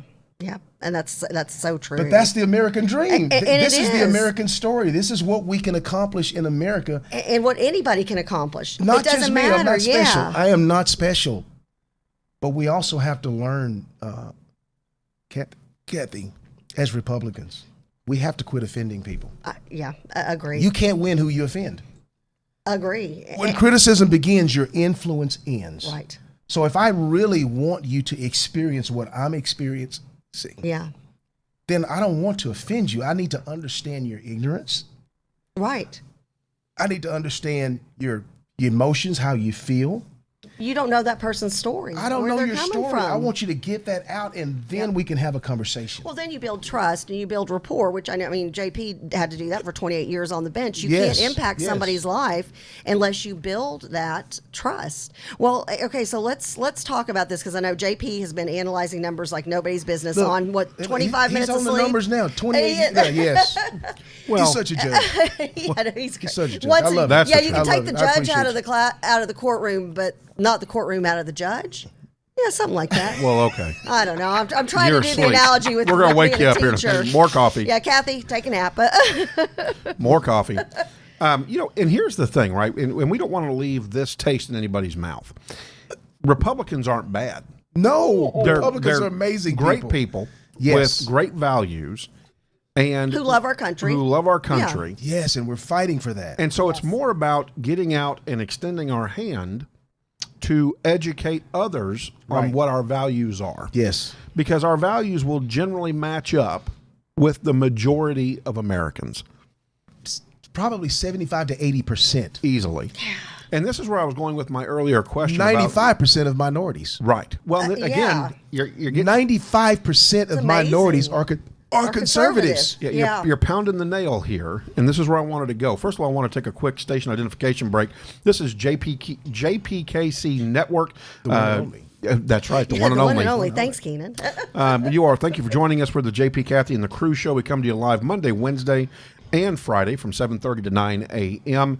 And we are proud to be providing you with additional special election coverage Yes. today. And so we will continue our conversation with Keenan Williams, who is the strategic director for President Donald Trump in the campaign. Cole McKellar, by the way, plugs in and says, fantastic story. Cole is a dear friend of mine from school. I've known his mom forever. She was a fantastic administrator for PISD. But also others have made some very good comments. You know, it's good to see conservative African Americans on the show. I feel I'm always in the minority. And again, that's who we need to reach out to. And I wanted to jump off of that Quick comment. question, John. Yes, Kathy. I know we're 5 minutes. That's a slam, No. dude. I That's know a we're slam. 5 minutes over. I know you want to continue. Yes. Which is fine. Yes. Do you want me to stop? I say And then let's keep on restart. rolling. Nah. We've got We some get a people new who are video sharing. going. We've got people who are sharing the show. It's the day Let's after keep the election. going. None of us Keep have going. slept. Keep We're We'll rocking just and keep going. rolling. All right. So I want to launch off of Cole's comment there and bring in what I was asking earlier about, are we going to have a meeting with all the strategic directors? How do we take Miami Cubans and transplant how they understand our value system to El Paso County? Oh, yeah. And then transplant those values and allow, I almost feel like minorities like Cole, who feel sometimes alone and doesn't see African American or black individuals I like to address that. come out as For Cole, conservatives. I like to address that not only for Cole, but for everyone else. Okay. How do we get them out of the closet? That's what I'm saying. That's where I was going. Okay, got you. This is very, very important. Number one, we have to know our history of the Republican Party. Right. Because the history of the Republican Party is the history of America. People have no idea. Matter of fact, Judge, you're a judge, and I'm going to ask you this question. I'm going to put you on the spot a little bit. When do you think the first African-American judge was chosen in the United States of America? If I'm not, Just a guess. I don't Just a know. guess. well, not a guess. If I'm not mistaken, it was 1864 or 18. You're close, but about 100 years off. 1768. Okay, first one was appointed. Wow. Maybe it was the first one elected in 1864. Maybe that's what I'm First thinking. one appointed as Justice of the Peace. Wow. People fail See, to why don't realize- we know that? Why don't we talk about that? Because the losers wrote history and they controlled it so that they could play the narrative of blacks, African Americans, and other minorities being victims of America. Wow. America has always fought together, black, white, and brown. Right. We have to remember George Washington himself, during the American Revolution, had 2 black men in his general council. Yeah. That fought with where's him. that? They were Where's in his that? general council. Prince Whipple Right. and James Armstead. That's right. Yeah. Right. James Armstead was the very first double spy in America. See, I knew James Armstead. I mean, didn't know him, but The I mean, very I know first that. double Wow, spy in John, America. I didn't know you were that He old. spied. He went to the British and said the Americans are treating me bad. He joins with the British, so he's giving them bad intel, and he's giving George Washington the good intel. Good intel. Yeah. We have to know that during the American Revolution, when Paul Revere's going one way saying the British are coming, Right. there was a black man riding going the other way saying the British are coming. Yep. Wentworth Cheswell, Yes. Yeah. who was elected into office for 49 years after that. Wow. 49 years. Up until the early 1900s, all blacks and minorities were Republicans. Right. When the Democratic Party was formed to fight anti-slavery laws, out of that Democratic Party, which is the Deep South, people have to understand the Republican Party, whites, said we have to free the slaves. We don't want slavery in America. Right. Yeah. The Democratic Party forms to fight that, and out of it comes the Ku Klux Klan. Yep. The Klan was not killing, their goal was not to kill blacks. That was never their goal.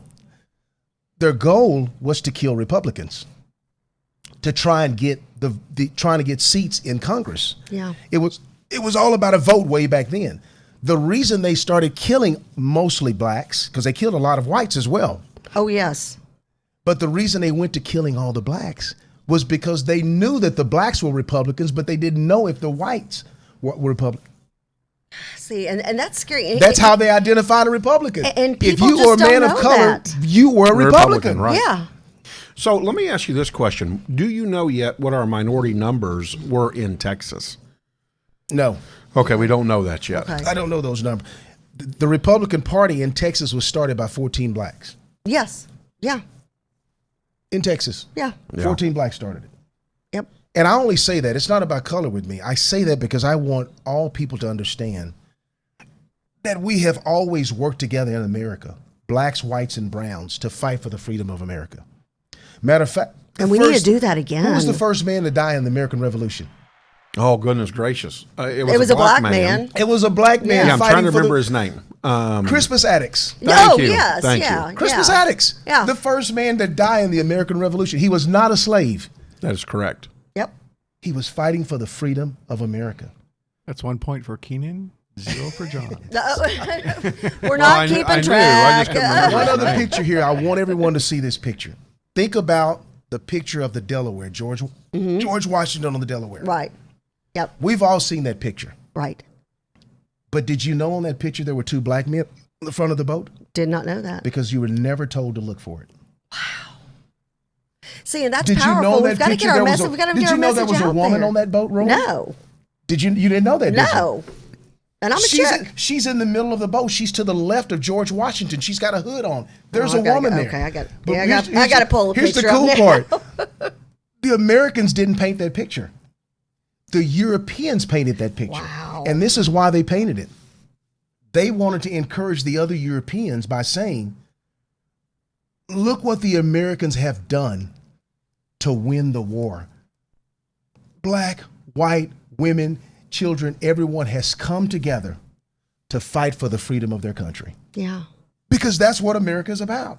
Well, then we need to do that. And why are we having such a hard time doing that? And then I know I'd like to hear your thoughts on what's going to happen over the next couple of days on the election. I know it's the unknown, but why aren't we doing that? I mean, Keenan, why can't we do that as Americans now? We can. Then what do we have to do to let everybody have to know keep- we can be? we We have to all keep- can be we part of a keep- we team have to together. keep educating one another and loving each other. Yeah. Yeah. And we have to keep talking. I just shared some things with you you didn't know. I didn't know. I'm looking up Washington on the Delaware painting right now. Look it up. I am. So, as we look that up, what I want to get back to is how do we again Yes. start talking the Cuban talk? And I'm going to say that, not Mark Cuban. I'm talking about Miami Cubans that came out Of huge, socialism. huge for Donald Trump. How do we talk that talk to Hispanics in El Paso? Can I tell you that that's happening right now? Yeah. Good. Yeah, but how do we turn Good. them? Because we're not turning them. The numbers were not good in El Paso again. Here's why the numbers, we're just starting to have those conversations. We're behind the 8 ball a little bit on this. Yeah. If we continue our momentum from now to our next election, we will turn them. So literally, Because the Latinos, the Cubans, Right. I'm dealing with a group of guys from Venezuela, and they Yeah. are all Trump supporters we had because a they gentleman, understand socialism. We had a young gentleman, very amazing man, in a studio last week from Venezuela who was like, "Hey, you don't want that here." No, but John, to answer your question, is it more distinctly is we have to be able to grab the people that understands the language, Right. that understands the culture, that even looks the part, to be able to walk into those communities and have that conversation. That's true. And then what I hear you saying, and this is something we talked about with Chairman Reid. Yeah, there's a chick. woman. I love that. Oh, whoa! Look at And there's a black man. with the feather on his hat. Yeah. And the other one, the other other one's on on the the other other side. side over there. Yes. I love that. So we talked about this. So really, efforts, and we still have, whatever we've got to go through to determine. But the and see who administration is president doing that right now. and they are, and I love that. That's And so, why we have Latinos for Trump. and That's that- why we have Black voices for and Trump. that's what we need to do in the local parties. Yes, we do. We have got to get smart in the local parties and not just go in and talk to ourselves. Oh, I know Keenan, so I'm going to go talk to him the whole time. Go talk to that person who you've Yes. never met, who may not look like you, or who may not come from your walk of life, or maybe made different decisions in life than you did. And don't be afraid to talk to talk to people and listen. Right. So let's now turn the page to today. Okay. We're looking at Wisconsin, Michigan. We're looking at Nevada. Those are the three states. Those are light blue right now. Pennsylvania, North Carolina, Georgia are light pink. In other words, probably going to go red. Right. If it stays lined up like that, President Trump gets 264 electoral college votes. Joe Biden 270. Joe Biden becomes our next president. Are there enough votes in Kent County, up in Michigan, to outweigh I think we Wayne win in- County? I think we do in Michigan. I think we're good in Michigan. Because right now we're down. Wayne County still, which is Detroit, and then Flint also is out. Right. Kent went huge for the president in 2016. Mm-hmm. There are about 200,000 votes out there. There are 16,000 dividing the president right now on victory if we were to stop everything in Michigan. In Nevada, we're 8,000 votes away. In Nevada. We just need those 6 votes. If we can pick up those 6 electoral college votes in Nevada, it's game over. And then, And of how course, many, JP, how many are we down again right now? 6. If everything No, I mean- stays lined up, we're down 6. But how many votes in that state? We're Oh, down Nevada, 8,000 8,000. right now. Nevada's a 588 and 580. And Michigan is 2.524 and 2.508 are the numbers in Michigan. And again, with big numbers to come in still from the mail-in ballots from Wayne County, Flint, and Kent.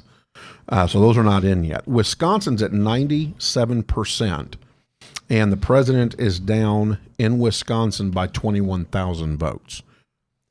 Wisconsin, I think we lose. I don't think we're going to pick up Wisconsin. And I honestly thought we would pick up Wisconsin. I did as well. We all did. I did as Yeah, well. I really thought we would pick- did. So can we pick up Michigan or Nevada? That's the question. When I see that, I think about the voting history of the Republican Party. Republicans really vote on that last day. They come out. Well, JP, we We're talked not about historically the ones that come out on the very first early voting. No, but JP, and usually, if I wouldn't have been victory co-chair, I would have voted on election day. But I knew I'd be bouncing around. Right. JP you were election day voter, even Correct. with the extra, and him traveling and stuff. He's like, I'm still staying with my election day tradition. Right. That's normal. That's what Yeah. we do. Yeah. Yes. I think we'll be okay. I think we'll pull it off when those votes come in. It's going to be tight. Yeah. We were hoping for a landslide, but that didn't happen. Right. If we had a little more time, it would have been different because we just started gaining our ground again Right. Since after COVID. since this COVID thing. Absolutely. Which we all know that was the intent of keeping everything closed down. Well, chaos creates an Yes. opportunity for the liberals. Yes, it does. It is what it is. Yes, it does. Yeah. Yes, it does. Yeah. So we've got to find votes. Hopefully Kent County will come through big for the president. That's what we have to hope for. We need to be praying for that one. Yes. Wayne County, we have to hope that his numbers draw closer. He lost Wayne County last time by 200,000 votes. Can't afford that because we need to be closer. He's got to cut into that by about 50,000 votes. If he does that and Kent County comes out big, we can win Michigan. If we win Michigan, it's also game over. Right. Right. Yes. Okay. So those are the 2 states. So it's interesting. The election comes down to Michigan, which it seems like every presidential election, it's the Great Lakes states. It is. Yes. Yes. Yes. And then Nevada now is in play. which I think is also interesting because all we need is Nevada. Nevada gives us 270. And we didn't talk about Nevada. That wasn't that, there are certain states that we've been, for months talking about, and I know you've been out there talking about, but I'm kind of dumbfounded and I'm taken aback by, I thought it was going to be very different. I honestly did. I just, my gut feel, because I've never seen anything like the support for the president. I've never seen anything like it. And vice versa. Oh, yeah. The Democratic Party Yep. has had a lot of support. Yeah. Right. They've put a lot of work in. Oh, and a lot of money, and yes. A lot of money, Yep. a lot of deception, a lot of manipulation, because that's Yeah. what their work is Right. about.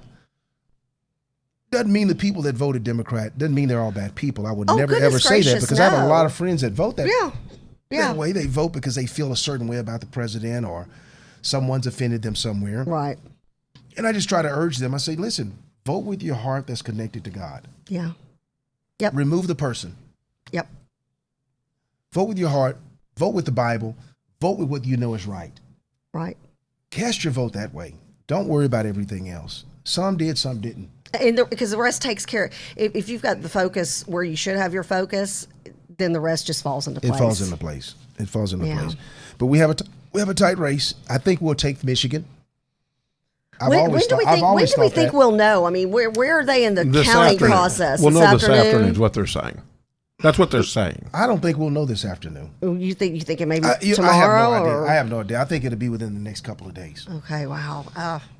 Another comment, and I want to pass this on. This is fascinating. This is the type of content that I'm always searching for. I'm constantly having to defend my position as a conservative black male, and to hear these perspectives are both educational and inspirational. Kudos for bringing on your guest. And so, again, you're inspiring again. There you go. That's what we're looking to do, right? Right. Man, yes. Here's I guess the overall message that, again, I think we're going to hear the bells ring is the Electoral College really set up in fairness, or is it outdated?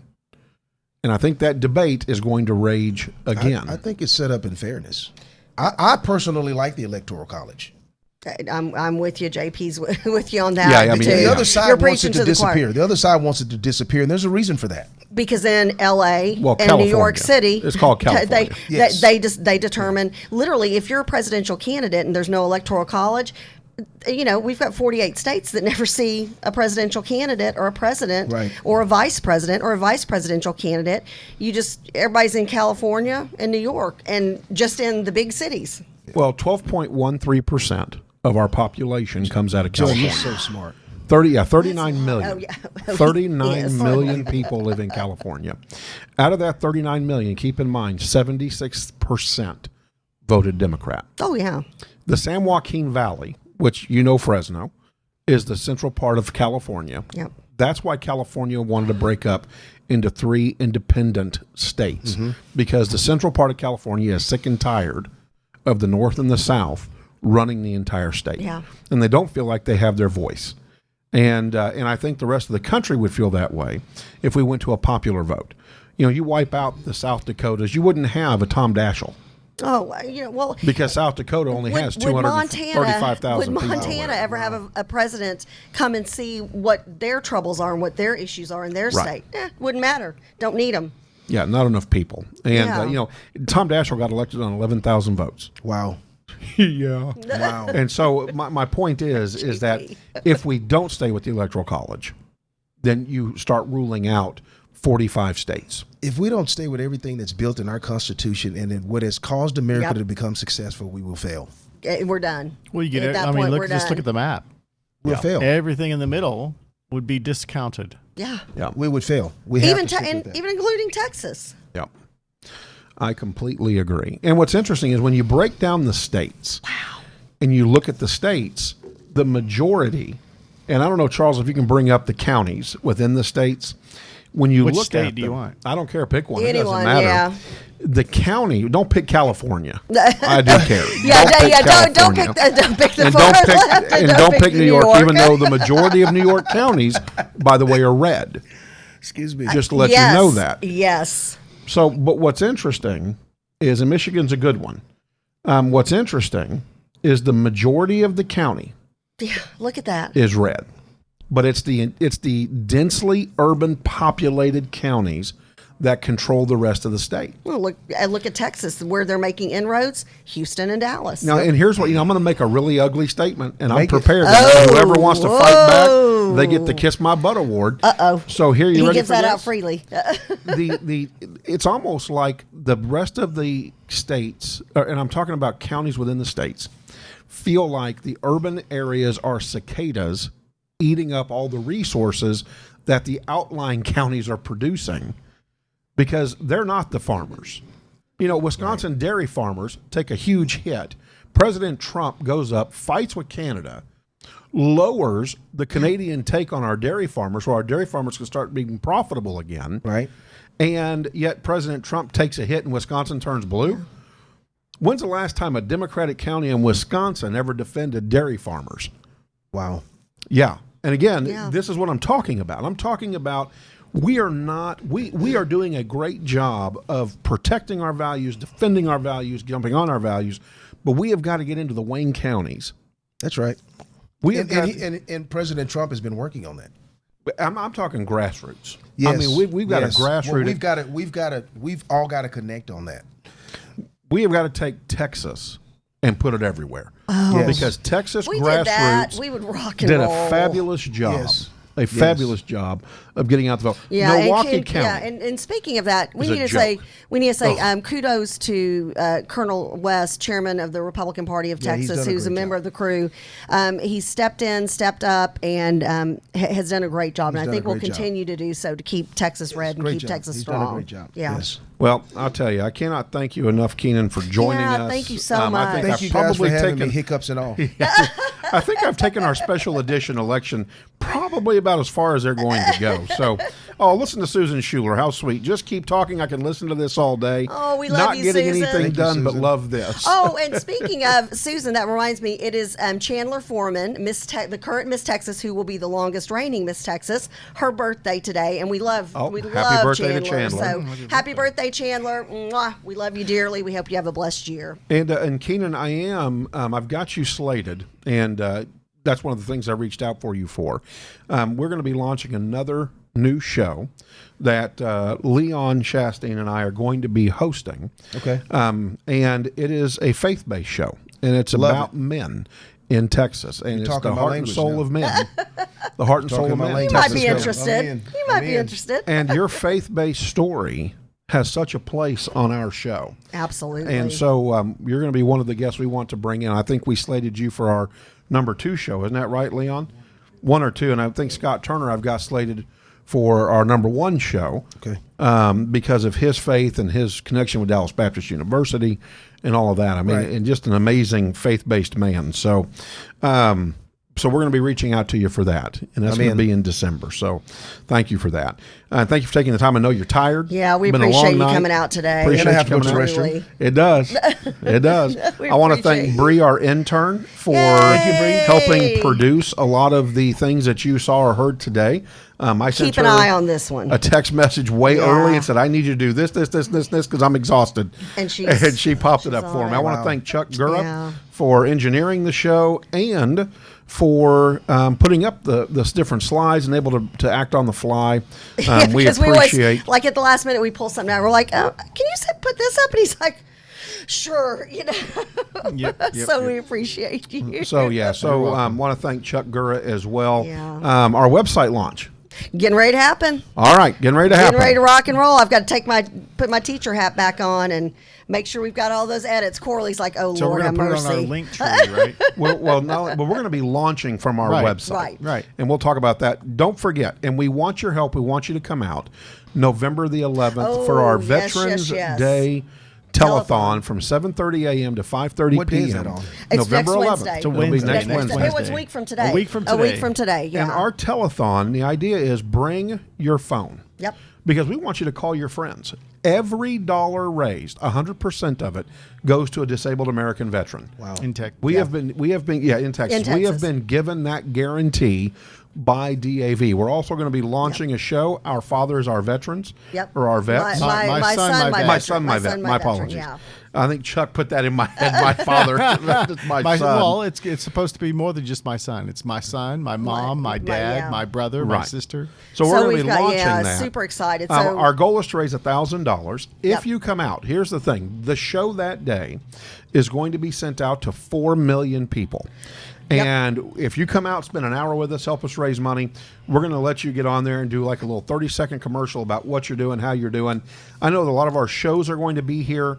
One of our shows is going to be able to offer financial assistance for those guys coming out of the military. absolutely, absolutely. And so, and advice. And so, we've got we new want you to come out. shows that'll be launching, new shows that'll be, you'll meet the new hosts or co-hosts of those shows on next Wednesday, and we're just super excited. And and of course, where are you going to find that? You're going to find And that thank right you here. again, Keenan. We appreciate it. You're going to find that right here at our home at Venture X Studios Yep. in Frisco, Texas. And so, thank you again for joining us for this special election Toys edition. for Tots will be there too. That's right, Toys for Tots. Oh, that's right. Yeah, Toys for Tots. Bring a toy. Let's not overwhelm. Yes. Let's not overwhelm. Paper football. We're going to try. try You're that. killing me on adding stuff. That's so fun. Paper I know. football's Then fun. I'm going to let you be in charge. No, Michelle's in charge. No, Michelle, not for And- this. and This is a food. special Kathy's edition. We're in gonna charge have of the food. cheerleaders. Yeah, I'm making toothpick cheerleaders, her paperclip cheerleaders. We'll have breakfast that morning, lunch that afternoon, happy hour later into the day.